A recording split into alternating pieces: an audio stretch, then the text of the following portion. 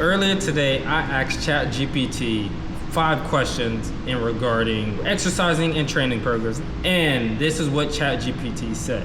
Now, before we get into that, you might be like, why should I even listen to you? I can just go listen to this other person or just ask ChatGPT for the answers myself. I am an exercise physiologist. I've been in this industry for about a decade now, right? This is 3FTV, Faith, Fitness, and Finances.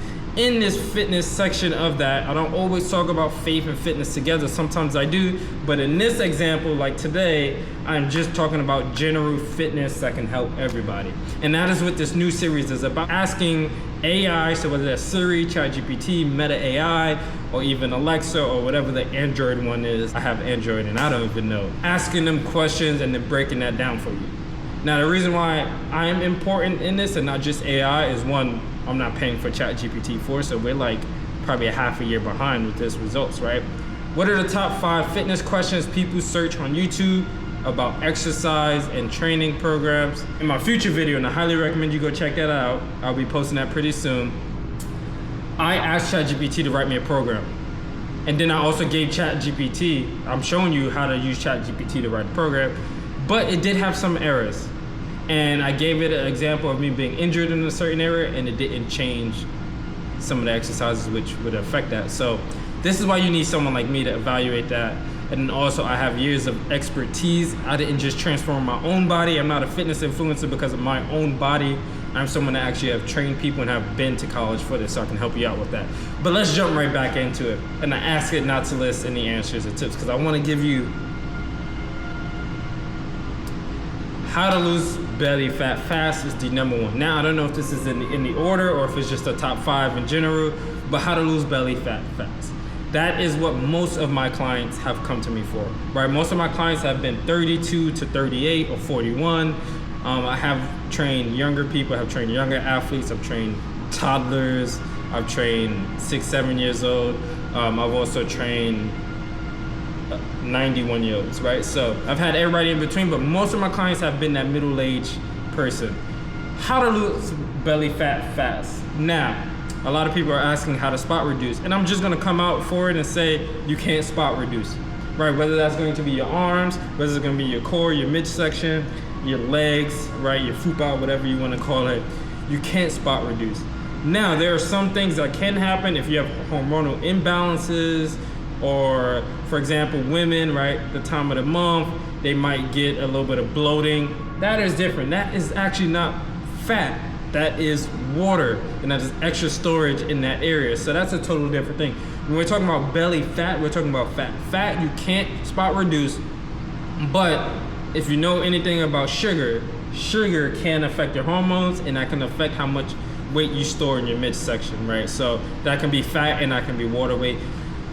But when you want to lose like your arms, for example, you want to make sure when you're losing that fat, you're also building muscle so you can target that area, fill it out, and not have that loose sagging skin, because sometimes that's not fat, it's just your skin, right? And it's just having lack of muscle after you lost weight that makes it look like that. When it comes to fat reduction, which most of my people, like I said, come to me for, they also say they want to lose weight. And most of them do not want to lose weight. I've had 5'1", 32-year-old women come to me that only weigh like 115 pounds, wanting to lose weight, and I'm like, you're already light enough. Any more, you might be in a harmful area. And after realizing, I'm like, you don't want to lose weight, you want to lose fat and build muscle, right? We ultimately want to keep you about the same weight. We just want to have you lose fat. So your goal is not losing weight because you look flabby. Your goal is to lose fat and build muscle. So a lot of you actually want to lose fat and you don't realize it, especially if you don't have a lot of weight to lose, right? How do you lose fat? You have to consume less calories than you're burning, right? We have something called the BMR and TDEE that helps us with that. Basically how much you're burning in a day, whether that's through your metabolic systems and metabolism or with exercise or activity. You need to make sure that daily activity and how much you're burning just functioning, you want to make sure that is higher than what you're consuming.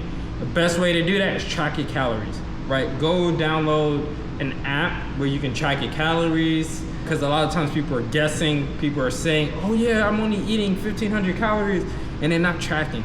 Maybe they are tracking, but you're not tracking those 2 or 3 chips you had 2 times a day. You're not tracking those 3 ketchup packets you use for your French fries. You're not tracking how much salad dressing you're putting in something. You're not tracking how much olive oil spray you're using, right? That's a big one, because a lot of people don't realize that even on that package of I can't believe it's not butter, or that olive oil spray says 0 calories. When you go read the package and you actually search it, that whole container has 1,500 calories, 100 sprays. When most people aren't using one spray, they're holding that thing down, or they're doing to saturate the pan, and then they don't realize, but that's 15, 20 calories. At one side might not be a lot, but guess what? If you're using 1 can a month, because you don't want to use olive oil to cook, you want to use that spray, and you're using that whole can in a month, you're using that whole margarine tub in a month, well, that's 1,700 calories. Now, if you're doing that on 2 different items, so not just that, but maybe like a creamer or some sugar additive, 17 times 2, 32. Guess what? That's about a pound, because a pound is 3,500 calories. So 2 items alone, that's a hidden 1,700 calories a month. That is going to be 1 pound a month. Maybe it's every other month, and then you don't realize 6 pounds a year. What's the best exercises for weight loss? Any exercise you can do consistently is the best exercise for weight loss. Do you know how many minutes it takes to get 70 calories from a mini Twix or from a dinner roll? Less than a minute. You can just eat a dinner roll, or you can eat a snack size, Halloween size Twix in like 15 seconds. Do you know how many minutes it takes to burn that off? Like 15 minutes, depending on how fit you are. All right, so 15 minutes or 15 seconds, right? So the best way to burn calories and lose weight is going to be through your diet. Now, when you're talking about exercises for burning calories, the best exercises for burning calories and weight loss in that way is going to be anything that keeps your heart rate elevated. So we have sprints, we have HIIT workouts. That is going to burn the most calories, your bang for the buck. Me personally, I like playing basketball for my cardio, because I'm doing sprints and my heart rate is elevated a lot for the whole time.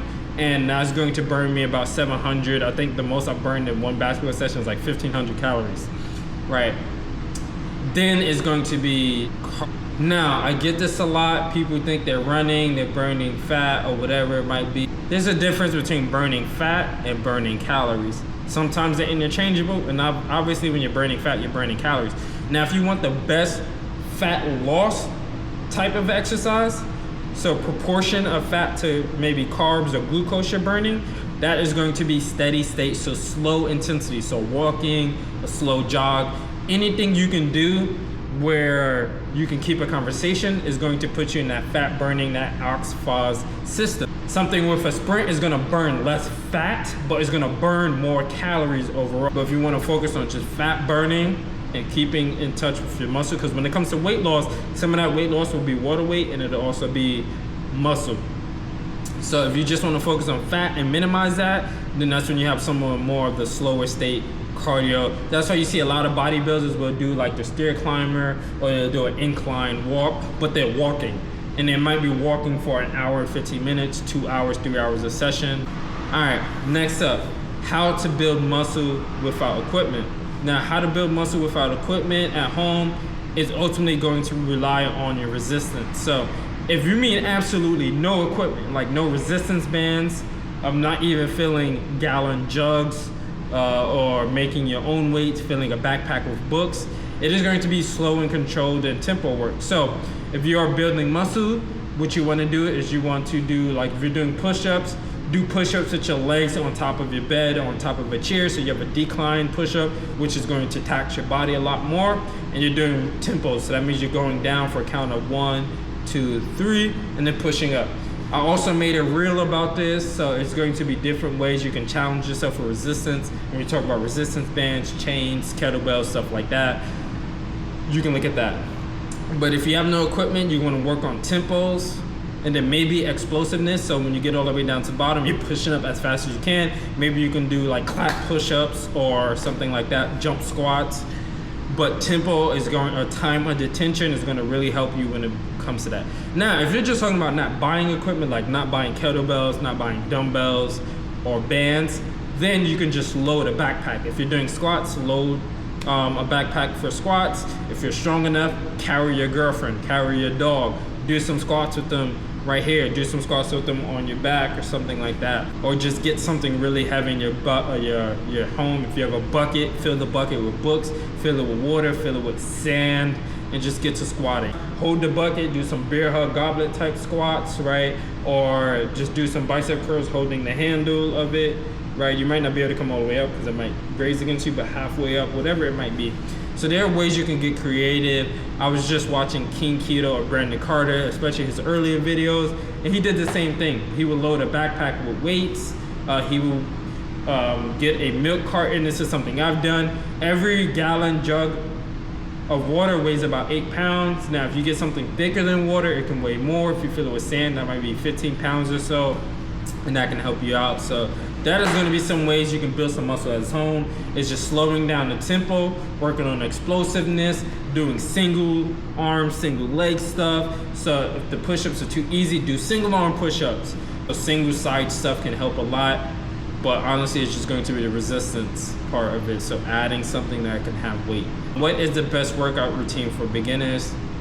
So the best workout routine for beginners, tying back into number 2, is going to be just the one you can stay consistent with. So a lot of times I see people jump the gun, they're going balls to the wall, they're going all out. Sorry if that comment just offended people, but what's happening is they're going from not working out to working out 7 days a week, 6 days a week. They're going from not working out to doing 2-hour workouts.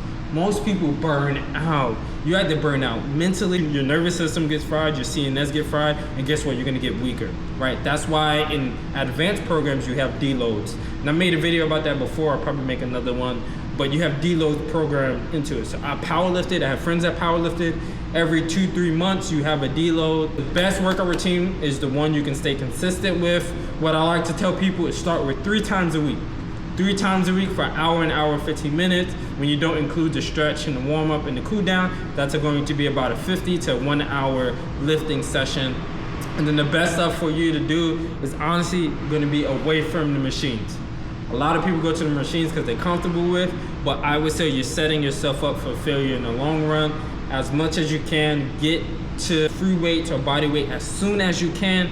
Obviously, if you have no experience in the gym and just want to get started, it's okay to get on the machines, but you want to break away from that as quick as possible, right? Because it puts you in an unnatural state, and most people do not get injured in the gym. They get injured outside of the gym when they need those stabilizing muscles to work. The issues with machines, you're not training those stabilizing muscles. For a workout routine, full body is going to be the best. So squats, deadlifts, glute bridges and hip thrusts, shoulder press, bench press, multi-joint movements. So multi-joint movement, shoulder press, you have your shoulders, the joint movement, you have your elbows moving as well, versus if you were just doing a lateral raise with only your shoulders moving, tricep extension with only your elbows moving, right? Or you can do like a close grip push-up. So you have your shoulders moving and your elbows moving, and then maybe depending on how you look at it, your wrists moving as well. So the best workout routine for beginners is going to be a 3-day-a-week program, 4-day-a-week program. 3-day-a-week, full body. For 4-day-a-week, you can go up or lower, but you want to make sure you're working out your muscles between 2 and 3 days. You don't want to do less than 2 days, so you don't want to be working out the same muscle group every 24 hours or every single day, and you don't want to go over 3 to 4 days. Question number 5, how to get a 6-pack in a month. Going back to question 4, I will show you how to use ChatGPT to come up with a workout program, just simple beginner stuff, right? Honestly, a beginner will see progress with any workout. It could be the worst workout in existence. As long as you're not overtraining or undertraining, you will see progress. You will see progress as long as you're consistent. Now, if you want to maximize that, that's when it gets a little particular, and I highly recommend you go see someone that's a professional to streamline your results so you're not getting injured, so you're not delaying your progress, so you're not overtraining, undertraining, overeating, undereating. But I will show you how to use ChatGPT for that if you want to help with that. How to get a 6-pack in a month is question number 5. Now, how to get a 6-pack in a month, more than likely it's impossible. I'm just gonna be honest. You see people talk about they lost 10 pounds in a weekend, right? They're getting ready for a wedding or something like that. Most of that is water weight, just to lose a quick 1 or 2 inches. I promise you, as soon as they start drinking more water, as soon as they adjust the electrolytes or the potassium, sodium intake, as soon as they start eating carbs, which will help store water, they gain it right back. So if you want to get a six-pack in a month, you already need to be under 10 to 12% body fat. I think for women, that's 18 to 20% body fat. If you have 24, 25, 30% body fat, you're not going to get a six-pack unless you go that Bandman Kevo route, or that Rick Ross, that Drizzy Drake, BBL Drake route, where you get those sculpted or etched. That is your only way. When it comes to losing belly fat, you can lose 1 to 2 pounds a week. 2 pounds is doable for most people. Any more than that, it gets a little risky, or you want to be careful, or you're just severely overweight and you're going to lose 3 to 4 or 5 pounds a week. Look at your total body composition. This is where you want to get in electrical impedance test. You want to do an in-body, you want to do a hydrostatic weighing or something like that. Let me just do the math right now, right? Let me pull up my calculator. So let's say you are at 180 and you have a 25% body fat. So you need to lose 15% of your weight in body fat. So let's say, sorry, I said 15, so you need to get you're 25, you need to get under 12%, so let's say 13%. So if I times this by 0.13, 180 times 0.13, you basically need to lose almost 23 pounds of fat from your body, right? So if you're 180, give or take, obviously when you lose weight, it starts to shift it, but basically you need to lose 23.4 if you're 25% body fat. So you need to get it down to about 156. So if you want a six-pack and you're 180 at 25% body fat, you need to lose 24 pounds of fat from your body. Not muscle, not water, fat. The other alternative is, if you don't want to lose weight but you want to get that six-pack, is to build muscle, build your ab muscles and lose a little bit of weight. So what that can look like, let's say you get to, let's see,